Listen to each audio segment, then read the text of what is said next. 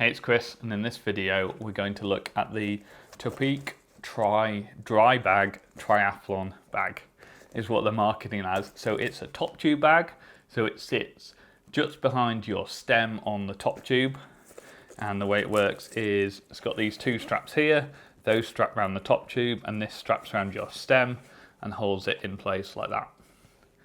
In terms of the bag construction, it's got this really thick, shiny plastic waterproof top.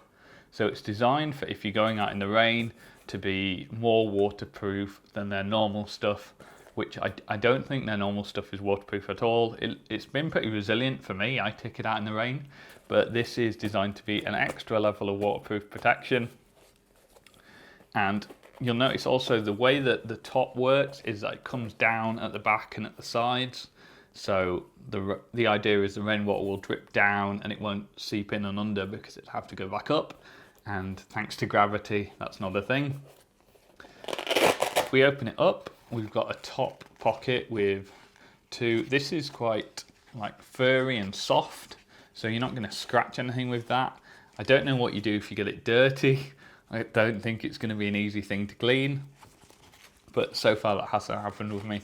In terms of sizing, let me grab my phone. So this is an iPhone 7. That doesn't really fit in. It will fit in if you force it, and if I didn't have the case on, then it would fit in a bit easier, but they keep making phones bigger and bigger, and if your phone's any bigger than an iPhone 7, you're going to struggle to fit it in here. Typically what I do in a race is I will fill one side with gels, and you can just about cram gels in there, and then maybe a battery pack for my phone goes in the other side. There's no like headphone port or wire port if you do put a battery pack in there, because that would let the water in, but you can just have the wire dangling out. That's what I do. So you get some storage in there. In terms of what I don't like about the bag, so a couple of things. One, that this, when you just close the bag, this side here tends to stick up. And yes, if you get it nicely, you fold everything down, it's nice and compacted in. But the reality is when you're cycling along, you're trying to do it with one hand, you don't always have the option to get it perfectly in. So that can sometimes stick out, which, especially if you're getting out the saddle, can be a bit annoying. And the other thing is, often the stem will raise a little bit, and I'll show you on my bike later, but I can't always get this totally flat against the top tube with this wrapped around.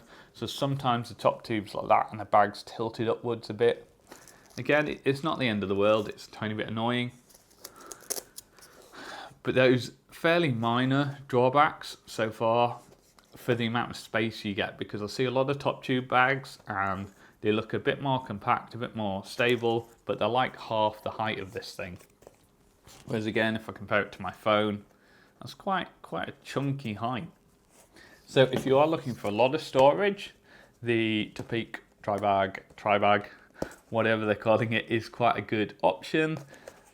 We've discussed the drawbacks. Now let's go look at it on the bike and I can show you that. So here's the bag on the bike, and I might let the audio play for this because in a minute my daughter jumps in, but you can see the top pocket there, closing it again. What is inside?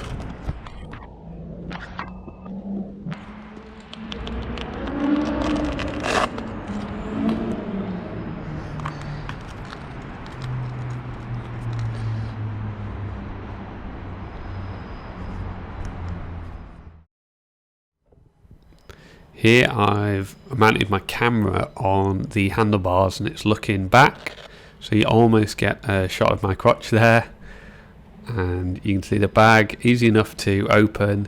It's a bit difficult sometimes to get the flaps correctly back down while cycling along.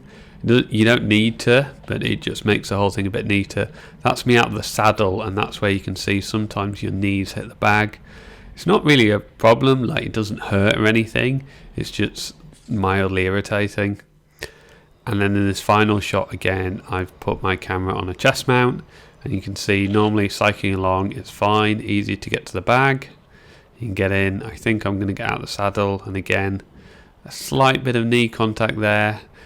It's nothing that's ever annoyed me or thought, well, I'd just not take the bag. I prefer to have the nutrition there, but it's possible there's a better bag out there that doesn't have that problem because it clamps down and it's just a little more compact. If you've enjoyed this video, then please hit subscribe to make sure you get all my latest stuff. I've got some other triathlon bag reviews, and I've got some more Topeak stuff on the way. I'll link to that when it's available, or it might be here now by magic. But if you hit subscribe, all that stuff will appear in your feed when it's up.